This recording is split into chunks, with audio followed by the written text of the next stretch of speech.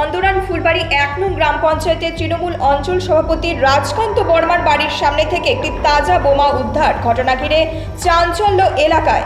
অভিযোগের তীর বিজেপির দিকে। এদিকে অভিযোগ অস্বীকার করেছে বিজেপির শক্তি প্রমুখ প্রশান্ত সূত্রধর। খবর পেয়ে ঘটনাস্থলে পৌঁছে বোমাটিকে উদ্ধার করে নিয়ে যায় তুফানগঞ্জ থানার পুলিশ। আমি হচ্ছে চন্দরান ফুলবাড়ি 1 নং গ্রাম পঞ্চায়েত তৃণমূল কংগ্রেসের প্রেসিডেন্ট। আমি যাই হোক, আজকে এই 2024-এর লোকসভা নির্বাচনের পরেই আমাদের এই অঞ্চলটা খুব উত্তপ্ত বিজেপিরা করতেছিল।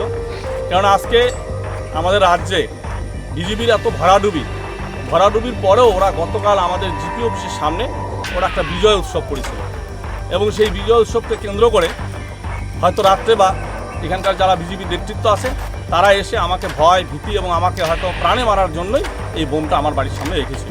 কেননা ওরা বুঝতে পারছে সারা পশ্চিমবঙ্গের যে সমস্ত অঞ্চল বিজেপির আন্ডারে আছে এক এক করে সে প্রতিটা অঞ্চল তৃণমূলের দখলে আসতেছে। এই মনের মধ্যে হচ্ছে একটা ভয়, এই ভয়ের জন্য তারা এই কাজটা করেছে। আজকে সকালবেলা আমি ঘুমের থেকে উঠিনি, তার আগে আমার একটা দিদি, মাসতুতো দিদি, সে তার গরু ছুটেছিল, সে বাড়ির সামনে সেই গরু ধরার জন্য এসে আসার পরে উনি দেখার পরে আমাদেরকে ডেকেছে। তারপরে আমি সঙ্গে সঙ্গে আমাদের নেতৃত্বকে জানালাম, থানায় বড়বাবুকে ফোন করেছিলাম, বড়বাবু তো ঘুমিয়েছিল হয়তো, দীপঙ্কর স্যারকে ফোন করেছিলাম, উনি এসছে।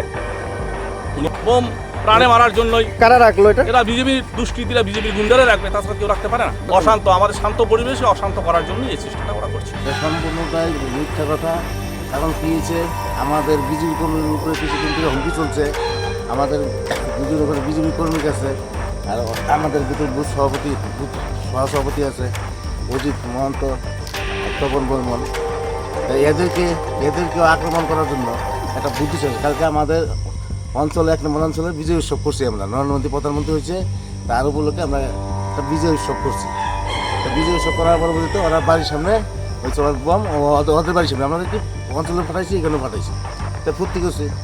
এবার ওরা বলতেছে ওদের বাড়ির সামনে কি বড় বোমা ফেলাইছে রাত্রে বিজেপির লোক, এইসব বলে চক্রান্ত করে আমাদের বিজেপি লোকের উপরে কেস দিবে, বিজেপি লোকের ধমকাই দেওয়ার চেষ্টা করতেছে এই জায়গায়। কারণ এই 1 নম্বর অঞ্চলে ওদের অস্তিত্ব নাই।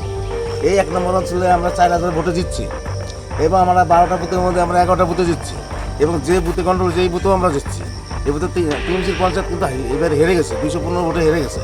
ঠিক আছে, ওদের এরকম রাগে ওরা নানান কৌশল করতেছে আমাদের লোকের উপরে, মানে এখন কেস দিয়ে আমাদের লোককে পুলিশের উপরে অত্যাচার, মানে পুলিশের থানায় দিতে পারে, পুলিশ ওদের হাতে আমাদের দমকে ওরা রাজনীতিটা করতে চেয়েছে। মাঠে মিথ্যা হবে। Bureau report, news metro.